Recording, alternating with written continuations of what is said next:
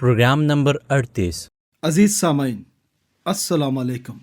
हम खुदा पाक के बबरकत नाम से आपको सलाम पेश करते हैं, जो अमन और सलामती बख्शने वाला है। वो चाहता है कि हम में से हर कोई सच्चाई की उस राह को जाने और उस पर चले जो खुदा ताला ने कायम की है, ताकि इंसान को अब्दी अमन और दायमी सलामती हासिल हो। हमें खुशी है कि आज हमको सच्चाई की राह के नाम से प्रोग्राम पेश करने की सादत मिली। अपने पिछले 2 सबकों में हमने देखा था कि खुदा किस तरह कोह सीना पर आग, गर्ज और बिजली की चमक में होकर उतरा ताकि वो बनी इसराइल को 10 हुक्म दे। पहले हुक्म में खुदा ने उनसे फरमाया, मेरे हजूर तू गैर माबूदों को ना मानना। दूसरे हुक्म में खुदा ने फरमाया, तू अपने लिए कोई तराशी हुई मूरत ना बनाना। तीसरे हुक्म में फरमाया, तू खुदावंद अपने खुदा का नाम बेफायदा ना लेना। चौथे, याद करके तू सब्बत का दिन पाक मानना। पांचवें, तू अपने बाप और अपनी माँ की इज्जत करना। छठे, तू खून ना करना। सातवें, तू ज़ना ना करना। आठवें, तू चोरी ना करना। नवें, तू झूठ ना बोलना। 10वें, तू अपने पड़ोसी के घर का लालच ना करना। ये 10 हुक्म हैं जो खुदा ने हज़रत मूसा को भेजे और फिर बनी इसराइल को दिए। खुदा ने उन पर बड़ा भारी बोझ डाल दिया और उनसे कहा, जो कोई इन 10 हुक्मों पर अमल करेगा वो अबद तक मेरे साथ रहेगा। तो भी कोई पूरी शरीयत पर पूरा उतरे और एक मामूली सा नुक्ता भी उससे छूट जाए तो वो सारी शरीयत की नाफरमानी की सज़ा पाएगा और हमेशा के लिए मुझसे दूर चला जाएगा। यह है वो राह जो खुदा ने बनी इसराइल को रास्तबाज बनने के लिए कोह सीना पर दिखाई थी। खुदा ने फरमाया था कि वो हर हालत में हर हुक्म पर अमल करें। हाँ, हर हुक्म पर। क्या गुनहगार इंसान इस लायक है कि वो खुदा की सारी शरीयत पर अमल कर सके? नहीं, हरगिज़ नहीं। खुदा पाक की पाक मर्जी का तकाजा यही है और बस। इसलिए आज हमारे सामने एक बड़ा सवाल है कि जब खुदाए आलमुल गैब को मालूम था कि कोई इंसान इस काबिल नहीं कि वो शरीयत पर पूरा अमल कर सके, तो फिर खुदा ने शरीयत यानी 10 हुक्म क्यों इरशाद फरमाए? खुदा ने बनी आदम पर इतना भारी बोझ क्यों डाला? हमने पहले देखा कि बनी इसराइल ने खुद कहा था कि खुदा ने जो कुछ फरमाया है हम वो सब मानेंगे। तो भी खुदा को इस बात का इल्म था कि वो उसकी मर्जी पर मुकम्मल तौर पर पूरे नहीं उतर सकेंगे। बनी इसराइल खुद को ना जान सके कि उनमें खुदा की मुकम्मल मर्जी पूरी करने की ताकत नहीं, बल्कि वो बहुत कमज़ोर हैं। उनको अपने आप की ये पहचान भी ना हुई कि वो खुदा से और उसके बड़े जलाल से ज़्यादा दूर हैं। इसी वजह से खुदा ने उन्हें मुख्तसर तौर पर 10 हुक्म दिए और कहा, तुम इन सब को मानना अगर तुम मान सको तो। अगर तुम में से कोई ज़रा भर भी छोड़ दे तो वो हमेशा के लिए मुझसे दूर हो जाएगा। खुदा चाहता था कि इन भारी और बोझल हुक्मों के ज़रिए बनी इसराइल को पता चले कि वो अपने अमलों के ज़रिए खुदा की खुशनुदी हासिल नहीं कर सकते। खुदा को मालूम था कि बनी इसराइल सारे हुक्मों को ना मान सकेंगे, लेकिन वो खुद इस बात को महसूस ना कर पाए। बनी इसराइल उस ज़माने के मजहबी लोगों की तरह थे जो गलत सोचते हैं कि खुदा की खुशनुदी उनके नेक अमल। बनी इसराइल इस ज़माने के मजहबी लोगों की तरह थे जो गलत सोचते हैं कि खुदा की खुशनुदी के लिए उनके नेक अमल ज़रूरी हैं और रोज़े महशर में उनकी नेकियां बदियों पर भारी हो गईं तो खुदा उनसे कहेगा कि आओ हमेशा के लिए मेरी हजूरी में रहो। तो जिन लोगों का ये ख्याल है वो गलती पर हैं और ना खुदा के कलाम से वाकिफ़ हैं और ना खुदा की पाक ज़ात को जानते हैं। खुदा कामिल है और वो एक गुनाह को भी पसंद नहीं करता और ना बर्दाश्त कर सकता है। मिसाल के तौर पर जब हमारे माँ बाप आदम और हवा को जन्नतुल फिरदौस से बाहर निकाला गया, उन्होंने उस वक्त कितने गुनाह किए थे? 10 गुनाह या 100 गुनाह, शायद 1000, सिर्फ एक गुनाह।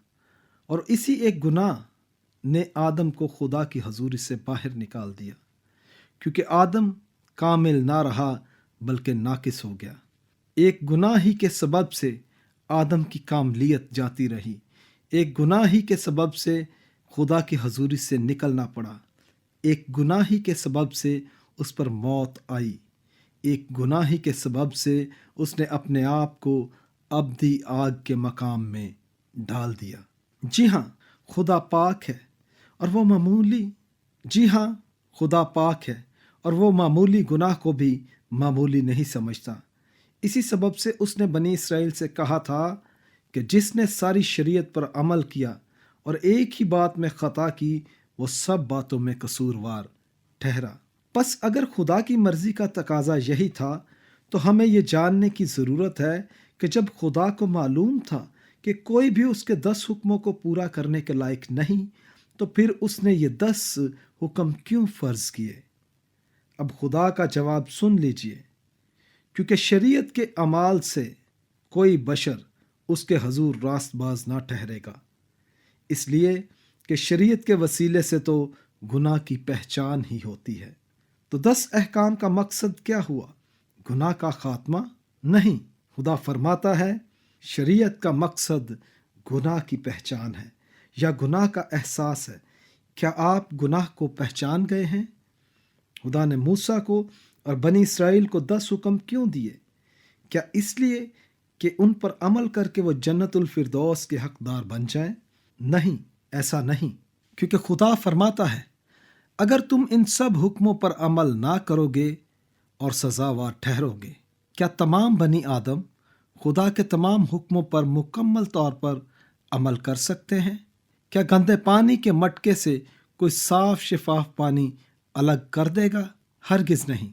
खुदा के 10 हुक्मों का क्या मकसद है? किताब मुकद्दस फरमाती है शरीयत का मकसद गुनाह की पहचान है। खुदा ने अपने हुक्म हमें इसलिए नहीं दिए कि वो हमें उसकी अदालत से बचा लेंगे। उसने ये हुक्म इसलिए दिए ताकि हम मान जाएं कि गुनाह के मुजरिम हैं और हमें निजात दहिंदे की ज़रूरत है। क्या ये बात आपके जहनों में साफ हुई या नहीं? इसी तरह हज़रत मूसा को दिए गए 10 हुक्म हस्पताल की एक्सरे मशीन की मानिंद हैं।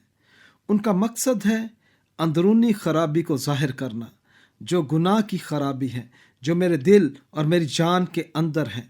ये 10 अहकाम मेरी अंदरूनी बीमारी यानी गुनाह का कैसे पता देते हैं? ये मेरे गुनाह को यूं जाहिर करते हैं, अगर मैं अपने कामों को खुदा की शरीयत के मुताबिक परखूं तो मुझे पता चल जाएगा कि मैं खुदा से कितना दूर हूँ, यानी मेरी सोच, कौल और फेल में कितना फ़र्क है। जब मैं खुदा के हुक्मों पर नज़र करता हूँ और फिर अपने आप को जांचता हूँ तो मुझे पता चलता है कि मैंने गुनाह किया है, खुदा का हुक्म तोड़ा है या किसी साथी के खिलाफ नारवा सलूक किया है और मैं खुदा की पाक हजूरी में दाखिल होने के लायक नहीं। जिस तरह हस्पताल की एक्सरे मशीन किसी शख्स की बदनी खराबी को जाहिर करती है, इसी तरह खुदा के 10 हुक्म किसी आदमी की दिल की खराबी को यानी रूहानी बीमारी को जाहिर करते हैं। जैसे हस्पताल की एक्सरे मशीन किसी जिस्मानी बीमारी को ठीक नहीं कर सकती, इसी तरह 10 हुक्म दिली बीमारी यानी गुनाह का इलाज नहीं। इस गुनाह की बीमारी के लिए मुझे तबीब आज़म के पास जाना पड़ेगा जो खुदा है। मेरे अंदर के गुनाह की सज़ा और अबदी मौत जो मेरे गुनाह की मजदूरी है, वो हर वक्त मेरी मुंतज़िर है और इससे बचने की तरकीब सिर्फ और सिर्फ खुदा के पास है। शायद कोई कहे कि मेरे दोस्त 1 मिनट इंतज़ार कर, मैं तो बड़ा खुदा तरस हूँ, क्योंकि मैं दूसरों की तरह ना चोर हूँ, ना दगाबाज हूँ और ना ही ज़नाकार हूँ। अगर आपका रवैया इस तरह का है तो आप खुदा की हजूरी से अब तक दूर हैं। आपको ये जानने की ज़रूरत है कि अदालत के रोज़ खुदा आपका मुकाबला आपके साथियों या पड़ोसियों से नहीं करेगा। वो आपको अपनी पाक शरीयत के तराजू में तोलेगा, जो कहती है कि जिसने सारी शरीयत पर अमल किया और एक ही बात में खता की, वो सब बातों में गुनहगार और कसूरवार ठहरा। खुदा जो फरमाता है कि ज़िना ना कर, वो ये भी फरमाता है कि झूठ ना बोल। اگر تو نے زنا تو نہ کیا مگر صرف ایک ہی بار جھوٹ بولا تو ساری شریعت کی حکم عدولی کی، پس تو خدا کی بادشاہی میں داخل نہیں ہو سکتا، کیونکہ خدا کا کلام فرماتا ہے اور اس میں کوئی ناپاک چیز یا کوئی شخص جو گھنونے کام کرتا یا جھوٹی باتیں گھڑتا ہے ہرگز داخل نہ ہوگا۔ یقینی بات یہ ہے کہ ہم اپنی جد و جہد سے خدا کی خوشنودی حاصل نہیں کر سکتے۔ یہی بات خدا کا کلام واضح طور پر بیان کرتا ہے، اور ہم تو سب کے سب ایسے ہیں جیسے ناپاک چیز، اور ہماری تمام راست بازی ناپاک لباس کی مانند ہے۔ خدا نے ساری دنیا کو سزا کے لائق ٹھہرا دیا ہے، چنانچہ لکھا ہے، کوئی راست باز نہیں، ایک بھی نہیں، سب کے سب گمراہ ہیں، سب کے سب نکمے ہیں، کوئی بھلائی کرنے والا نہیں، ایک بھی نہیں۔ یعنی وہ راست بازی جو یسوع المسیح پر ایمان لانے سے سب ایمان لانے والوں کو حاصل ہوتی ہے، کیونکہ کچھ فرق نہیں، اس لیے کہ سب نے گناہ کیا اور خدا کے جلال سے محروم ہیں۔ اگر اب تک ہم خدا کی عدالت میں سزاوار ہیں تو پھر ہمیں سزا سے کون چھڑائے گا؟ اب ہمیں جو کچھ کرنا ہے وہ چھٹکارے کا چارہ ہے۔ کیا ہم نا امید ہیں؟ اپنے اعمال کے سبب سے، مگر خدا کا شکر ہو کہ اس نے ہم بنی آدم کے گناہوں کی سزا سے بچنے کا منصوبہ تجویز کر لیا ہے۔ آئیں اب توریت شریف کی خروج کی کتاب کے 20ویں باب کو آگے چلائیں اور دیکھیں کہ شریعت کی لعنت جو ہمارے کندھے پر ہے، یعنی بنی اسرائیل جس کے ماتحت ہیں، اس سے رہائی کیسے مل سکتی ہے؟ جب خدا نے بنی اسرائیل کو 10 حکم فرض کر دیے تو پھر خدا کا کلام فرماتا ہے، اور سب لوگوں نے بادل گرجتے اور بجلی چمکتے اور کرنا کی آواز ہوتے اور پہاڑ سے دھواں اٹھتے دیکھا، اور جب لوگوں نے یہ دیکھا تو کانپ اٹھے اور دور کھڑے ہو گئے، اور موسیٰ اس گہری تاریکی کے نزدیک گیا جہاں خدا تھا، اور خداوند نے موسیٰ سے کہا، تو بنی اسرائیل سے یہ کہنا کہ تم نے خود دیکھا کہ میں نے آسمان پر سے تمہارے ساتھ باتیں کی، اور تم مٹی کی ایک قربان گاہ میرے لیے بنایا کرنا، اور اس پر اپنی بھیڑ بکریوں اور گائے بیلوں کی سوختنی قربانیاں اور سلامتی کی قربانیاں چڑھانا، اور میں جہاں جہاں اپنے نام کی یادگاری کراؤں گا وہاں میں تیرے پاس آ کر تجھے برکت دوں گا۔ اور خدا نے موسیٰ سے جو کچھ فرمایا اس نے ایک ایک بات کو ایک کتاب کے اندر لکھا۔ اگلے دن موسیٰ صبح سویرے اٹھا اور خدا کے حکم کے مطابق کوہ سینا کے دامن میں ایک قربان گاہ بنائی۔ جب اس نے اسے مکمل کر لیا تو کچھ جوانوں کو حکم دیا کہ وہ کچھ بیلوں کو ذبح کریں، ان کا خون باسنوں میں جمع کریں اور گوشت کو التار پر جلا دیں۔ پھر موسیٰ نے بیلوں کا خون لیا اور اسے التار پر چھڑک دیا، اور اس کتاب پر بھی جس میں 10 حکم درج کیے گئے تھے، اور سب لوگوں پر بھی، اور ان سے کہا۔ پھر اس نے عہد نامہ لیا اور لوگوں کو پڑھ کر سنایا۔ انہوں نے کہا، جو کچھ خداوند نے فرمایا ہے اس سب کو ہم کریں گے اور تابع رہیں گے۔ ہم موسیٰ کو دیکھتے ہیں جو خدا کے حکم سے التار بناتا ہے۔ کچھ جانوروں کی قربانیاں گزرانی جاتی ہیں، ان کا خون بنی اسرائیل کے سارے مجمع پر چھڑکا جاتا ہے۔ یہ سب کچھ کس وجہ سے ہوا؟ خدا نے بنی اسرائیل کے باپ دادا حضرت آدم، حضرت حابل، حضرت نوح، حضرت ابراہیم، حضرت اسحاق اور حضرت یعقوب کو سکھایا کہ بغیر خون بہائے گناہوں کی معافی نہیں ہوتی۔ اب وہ یہی سبق ان بنی اسرائیل کو یاد دلانا چاہتا تھا۔ ہر کوئی جو خدا کے پاس آنا چاہتا تھا اسے بے عیب برے کی مکمل قربانی کے ساتھ خدا کے پاس آنا پڑتا تھا۔ خدا نے ان جانوروں کی قربانی کا حکم کیوں دیا؟ خدا نے ان کو جانوروں کی قربانی کا حکم اس لیے دیا، اور اس کی پاک شریعت بیان کرتی ہے کہ گناہ کی مزدوری موت ہے، بے شک وہ گناہ ذرا بھر کیوں نہ ہو، اور خدا اور اس کے جلال سے دائمی محرومی کی سزا ہے۔ اور جب تک بنی اسرائیل اس کے تمام تر حکموں پر مکمل عمل نہیں کرتے तो उन्हें खुदा के हजूर बेऐब जानवर की कुर्बानी पेश करनी पड़ती थी, ताकि जिसने खता की हो उसकी जगह वो मासूम बेऐब जानवर उसकी खता का कफारा बने। तो हम पहले सीख चुके हैं कि जानवरों की कुर्बानियां गुनाह को मिटा ना सकती थीं। वो सिर्फ ये कर सकती थीं कि जब तक खुदा का भेजा हुआ मुकद्दस नजात दहिंदा दुनिया में नहीं आता, तब तक वो कुर्बानी उनके गुनाह को ढांपे रहे और नजात दहिंदा आकर खता की कुर्बानी के तौर पर अपने आप को खुशी से पेश कर देगा।